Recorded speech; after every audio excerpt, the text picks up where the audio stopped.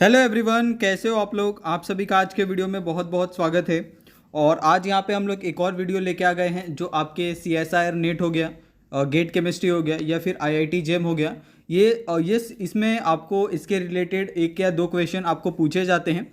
यानी हम लोग बेसिकली बोले तो जो हेट्रोसाइक्लिक कंपाउंड है उसका फॉर्मेशन किस तरह से होता है या फिर उसका सिंथेसिस किस तरह से होता है। उसके अंदर आपको कोई भी या 5 मेंबर रिंग हो या 6 मेंबर रिंग हो या फ्यूज मेंबर रिंग हो, कुछ भी आपको पूछ सकते हैं। तो इसके लिए आप जो भी आपको टॉपिक्स यहाँ पे मैं करवा रहा हूँ वो सारे के सारे जो टॉपिक्स है वो बहुत ज़्यादा इंपॉर्टेंट है। तो आज का जो हमारा टॉपिक है वो आप देख सकते हो कि हम लोग आज इंडोल के ऊपर बात करने वाले हैं। ओके, और ये जो इंडोल है ये एक तरह का 6 मेंबर्ड फ्यूज रिंग है, फ्यूज कह सकते हैं। Okay, 6 membered fuse ring, fuse में क्यों कह रहा हूँ क्योंकि ये 6 मेंबर्ड रिंग के साथ अटैच होता है, इसके लिए हम लोग इसको 6 मेंबर्ड रिंग कहते हैं। ओके, तो यहाँ पे आप देखोगे तो इंडोल की अगर हम लोग बात करें, ये देखो इंडोल को हम लोग दूसरा बेंजोपायरोल भी बोलते हैं, यानी जो पायरोल ग्रुप होता है, पायरोल ग्रुप आपको पता है। ठीक है, ये आपका पायरोल ग्रुप है 5 मेंबर रिंग, और ये जो पायरोल ग्रुप होता है ये बेंजीन के साथ अटैच होता है, इसके लिए हम लोग इसको बेंजोपायरोल भी बोलते हैं। ओके, तो ये वाला टर्म आपको समझ गया होगा। और यहाँ पे हम लोग इसको कंडेंस हेट्रोसाइक्लिक क्यों कहते हैं, क्योंकि ये ऑलरेडी किसी के साथ अटैच होता है, जैसे बेंजीन ग्रुप हो गया। आप चाहे इंडोल की बात कर लो, क्यूनिलिन की बात करो या आइसोक्यूनिलिन की बात करो। ठीक है, ये तीनों स्ट्रक्चर आप देखो तो तीनों स्ट्रक्चर में आपको बेंजीन के साथ ये अटैच है, फ्यूज है, इसके लिए हम लोग इसको कंडेंस हेट्रोसाइक्लिक स्ट्रक्चर है, कंपाउंड है, ये हम लोग कह सकते हैं। ओके, तो इतना तो आपको समझ गया हो कि एक्चुअली में कंडेंस हेट्रोसाइक्लिक जो कंपाउंड होते हैं वो किस तरह से होते हैं। उसके बाद अगर हम लोग बात करें कि जो हमें इंडोल है वो मिलता कहाँ से है और कहाँ कहाँ पे प्रेजेंट होता है, तो ये प्रेजेंट होता है जो आपका कोल्टार होता है। ओके, जास्मिन का ऑयल होता है, और इंडिगोटीन, इंडिगोटीन आपने देखा हो जो नील हम लोग बोलते हैं, जिसका इस्तेमाल हम लोग कपड़ों में डालते हैं और कपड़ों को एक्स्ट्रा यानी जो सफ़ेदी देने के लिए उसी में हम लोग इसका इंडिगोटीन का इस्तेमाल करते हैं। ये बेसिकली एक ब्लू कलर में होते हैं। ठीक है, और ये ज़्यादातर इसका जो सोर्स होता है वो प्लांट होता है, प्लांट से हम लोग इसको एक्सट्रैक्ट करते हैं। ठीक है, और इसको हम लोग कहाँ पे, कपड़ों पे डालते हैं। ठीक है, ताकि कपड़ों में क्या है, एक सफ़ेदी आती है। आपने इसका एडवर्टाइजिंग में भी बहुत सुना होगा। ठीक है, तो यहाँ पे ये तो हो गया। अभी इसको प्रिपेयर किस तरह से करते हैं, हमने इतना तो पढ़ लिया कि इंडोल का स्ट्रक्चर किस तरह से होता है, इंडोल कहाँ कहाँ पे पाया जाता है, लेकिन इसको प्रिपेयर करने के भी जो मेथड है वो बहुत कम है। क्योंकि हमको पता है कि जिस तरह से हमने पायरोल पढ़ा था, 5 मेंबर रिंग, फ्यूरेन पढ़ा था, या फिर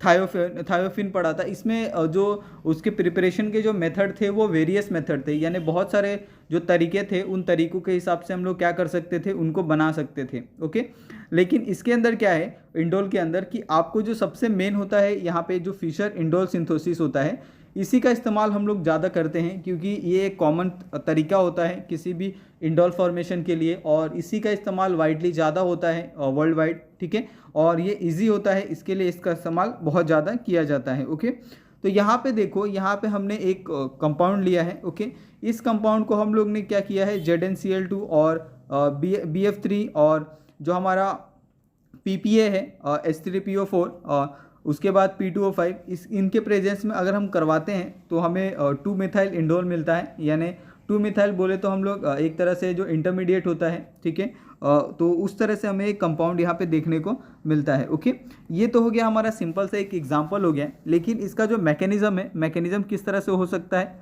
उसको हम लोग एक बार स्टडी कर लेते हैं डिटेल में। तो यहाँ पे देखो, हमने कंपाउंड लिया था, अभी ये कंपाउंड का हम लोग क्या करेंगे, टॉटोमराइजेशन करेंगे।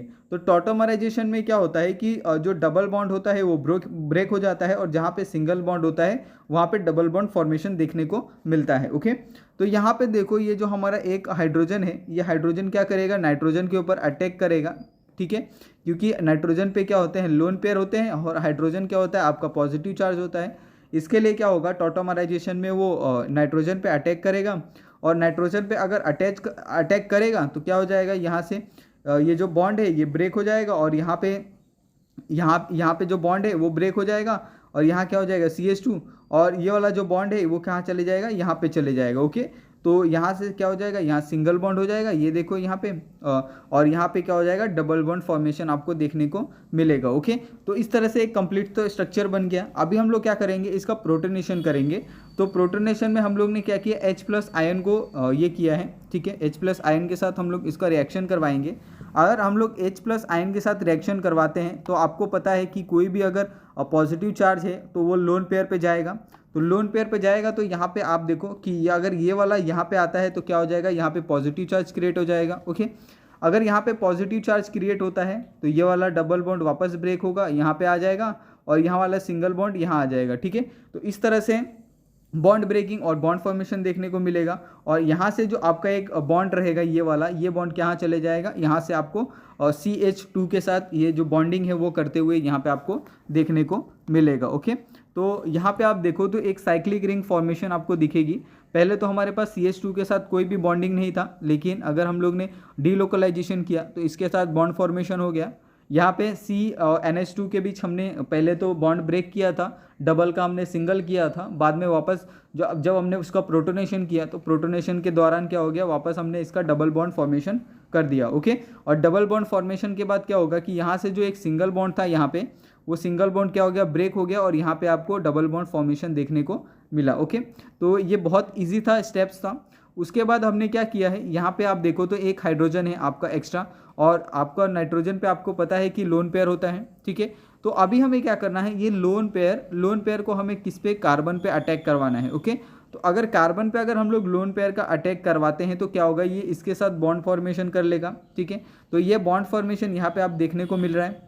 और यहाँ पे अगर बॉन्ड फॉर्मेशन करता है तो यहाँ से क्या होगा कि ये वाला जो डबल बॉन्ड है यहाँ पे शिफ्ट हो जाएगा, और यहाँ पे क्या हो जाएगा, 2 हाइड्रोजन हो जाएगा। ओके, पहले 1 हाइड्रोजन था, अभी 2 हाइड्रोजन हो जाएगा, क्योंकि यहाँ से जो एक बॉन्ड होगा डबल बॉन्ड, वो डबल बॉन्ड क्या हो जाएगा, ब्रेक हो जाएगा, और ब्रेक होने के बाद वो वापस एक सिंगल बॉन्ड में कन्वर्ट हो जाएगा, यानी हाइड्रोजन में कन्वर्ट हो जाएगा। ओके, उसके बाद हम यहाँ पे देख सकते हैं कि अगर आप यहाँ पे चेक करो, ठीक है, तो यहाँ पे आपको एक ये पूरा कंपाउंड यहाँ पे आपको फॉर्मेशन में देखने को मिल रहा है। ओके, उसके बाद हमने जो ऊपर करवाया था, ऊपर हमने पता है कि यहाँ पे CH2 था और हमारा हाइड्रोजन था, तो हाइड्रोजन से हमारा क्या होगा, हाइड्रोजन हम लोग क्या करेंगे, वापस हम हाइड्रोजन को बॉन्ड ब्रेक करेंगे, और ब्रेक करने के बाद हम क्या करेंगे, यहाँ पे आप देखो तो यहाँ पे अगर हम ब्रेक कर देते हैं तो यहाँ से आपको पता है कि H+ जो आयन है वो बाहर निकल जाएगा, और यहाँ से अगर हम लोग NH, यहाँ पे NH है, NH2 है और NH है, और यहाँ से आपका क्या है, एक हाइड्रोजन ये रहा और एक हाइड्रोजन ये रहा। ओके, तो इस तरह से क्या होगा, और ये एक हाइड्रोजन ये रहा, तो इस तरह से ये NH3 क्या हो जाएगा, एक कंप्लीट ग्रुप यहाँ से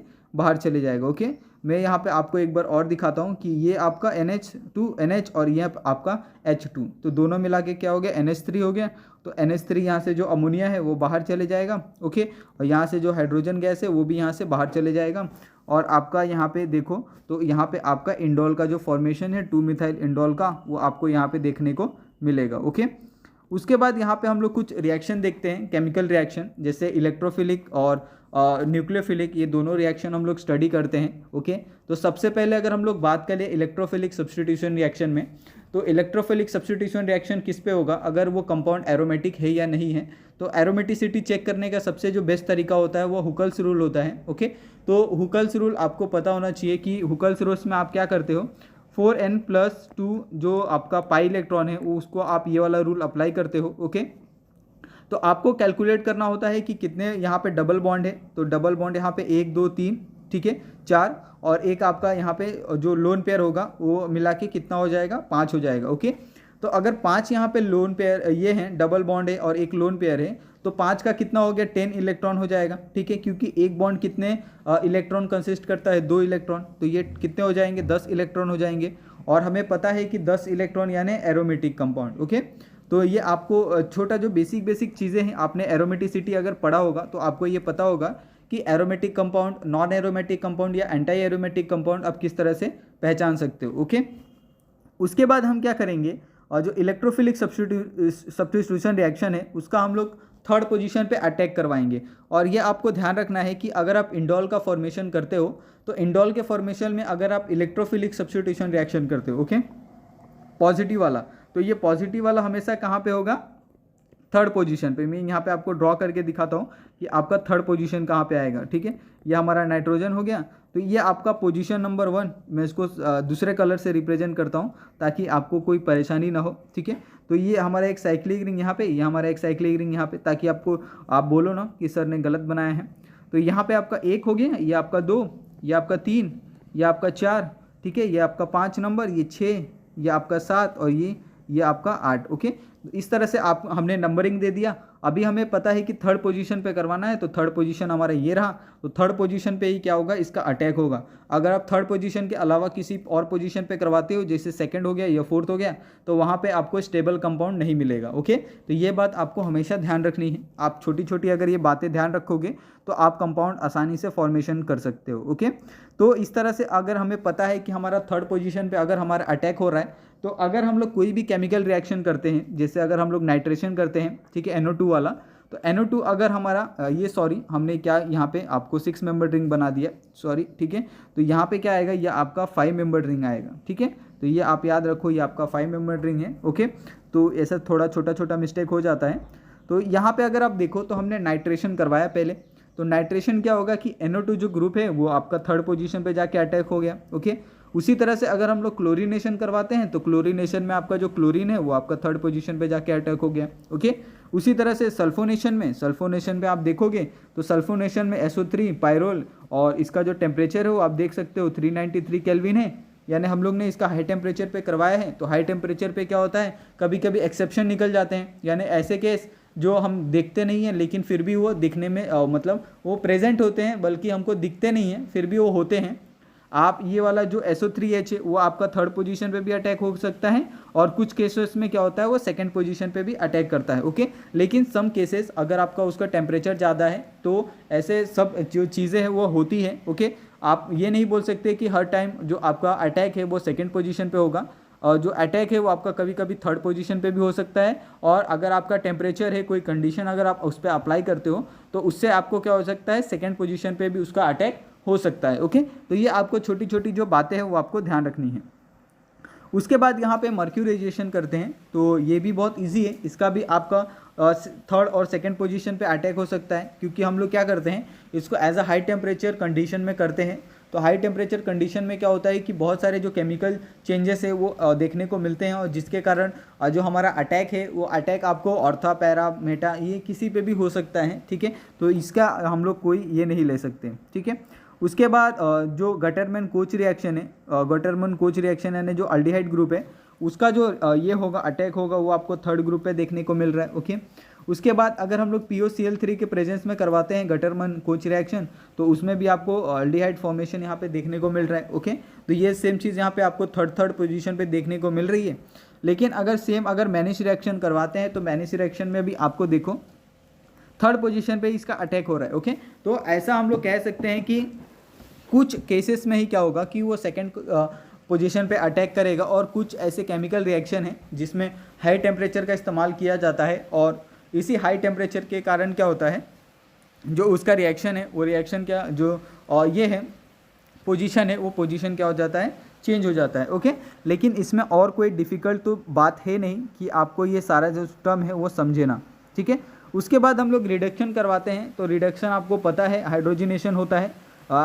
ठीक है, एडिशन ऑफ हाइड्रोजन। ओके, तो ये बहुत ही कॉमन सा टर्म है जो हर बच्चे को पता होना चाहिए।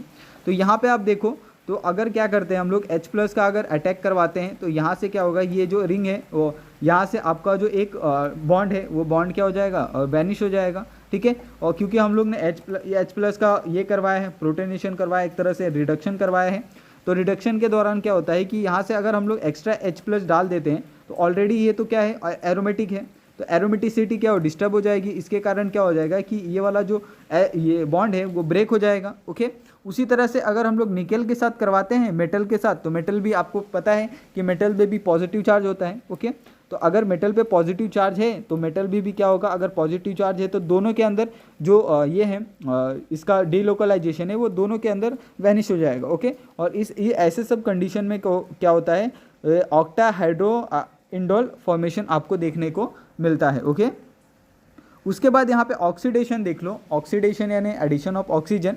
तो इसमें भी आपका बहुत ही सिंपल सा पर बेंजोइक एसिड लिया है हमने, और पर बेंजोइक एसिड का हमने यहाँ पे अगर ऑक्सीडेशन करवाया है तो ऑक्सीडेशन में क्या होगा, आपका तो एक तो बॉन्ड ब्रेक होगा, और बॉन्ड ब्रेक होने के बाद जो आपका यहाँ पे अल्डिहाइड ग्रुप देख सकते हो CHO, ठीक है। तो यहाँ से अगर हम लोग ये वाला जो ग्रुप है C, ठीक है, HO, यहाँ से आपका ये वाला ग्रुप हो गया, और दूसरा यहाँ पे आपका जो ये नाइट्रोजन के साथ है, नाइट्रोजन के साथ वापस आपका CHO ग्रुप चले जाएगा, यानी यहाँ से एक ग्रुप तो गया, उसके बाद यहाँ से भी क्या हो जाएगा, एक ग्रुप चले जाएगा, और यहाँ पे आपका जो हाइड्रोजन है वो एज इट इज़ रहेगा, और इस तरह से आपका 2 फॉर्माडो बेंजो अल्डिहाइड यहाँ पे आपको फॉर्मेशन में देखने को मिलेगा। ओके, उसके बाद अगर हम लोग इसका डाइमराइजेशन करवाते हैं तो डाइमराइजेशन सबको पता है कि क्या होगा, कि इसका एक और कंपाउंड यहाँ पे फॉर्मेशन में देखने को मिलेगा जो उसका अपोजिट होगा, लेकिन वो सेम होगा। बस क्या होगा कि डाइमराइजेशन में क्या होता है, कंपाउंड तो फॉर्म होता है सेम, लेकिन सेम कंपाउंड क्या होता है, अल्टरनेट होते हैं, यानी अपोजिट पोजीशन पे भी आपको सेम कंपाउंड दिखेगा। बस इसके अंदर आप देखो कि यहाँ पे अगर हमने एक बॉन्ड लगा दिया है तो ये वाला बॉन्ड और ये वाला बॉन्ड क्या हो जाएगा, ब्रेक हो जाएगा, ठीक है। क्योंकि अगर हम लोग देखें तो यहाँ पे जो इसकी स्टेबिलिटी है वो कम हो जाएगी अगर बॉन्ड यहाँ पे रहेगा तो। ओके, तो इस तरह से यहाँ पे अगर हमने देखा तो ये हमने पूरा अच्छे से स्टडी किया है। उसके बाद अगर हम लोग एन ब्यूटाइल का भी एग्जांपल ले लें, एन ब्यूटाइल लिथियम का, तो ये एसिडिक नेचर शो करता है। और एसिडिक नेचर क्यों शो करता है, क्योंकि यहाँ पे आप देखोगे तो यहाँ पे अगर एन ब्यूटाइल की बात करो तो एसिडिक नेचर में मतलब आपका इलेक्ट्रोनेगेटिव हो गया, ठीक है। इलेक्ट्रोनेगेटिव यानी वो आसानी से क्या कर सकता है, इलेक्ट्रॉन को ये कर सकता है, गेन कर सकता है, ठीक है। इसके लिए हम लोग उसको इलेक्ट्रोनेगेटिव बोलते हैं।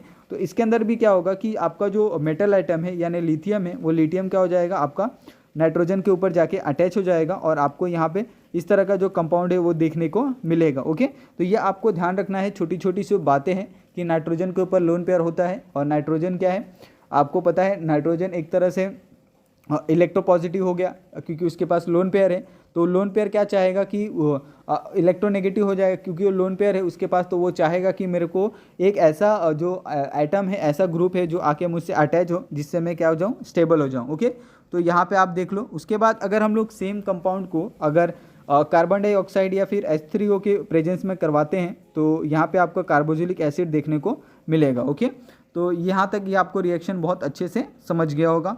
और ये सारा का जो इंडोल फॉर्मेशन है वो इंडोल फॉर्मेशन में आपको एक ही यहाँ पे मैकेनिज़्म की बात की गई है, एक ही जो तरीका है वो दिया गया है, ठीक है। तो इससे आपका जो इंडोल फॉर्मेशन है वो आपको पढ़ने में बहुत आसानी हो जाएगी। ओके, फिर भी अगर इसके अंदर आपको कोई डाउट लगता है तो आप लोग मुझे कमेंट करके आपके जो भी डाउट है आप बोल सकते हो। ओके, और आपको ये वीडियो कैसा लगा आप लोग प्लीज़ मुझे कमेंट करके बता दीजिए। आपका जो भी व्यू है, जो भी सजेशन है, आप मुझे कमेंट करके बता दीजिए। और आप सभी का ये वीडियो देखने के लिए बहुत बहुत धन्यवाद। मिलते हैं हम लोग नेक्स्ट वीडियो में।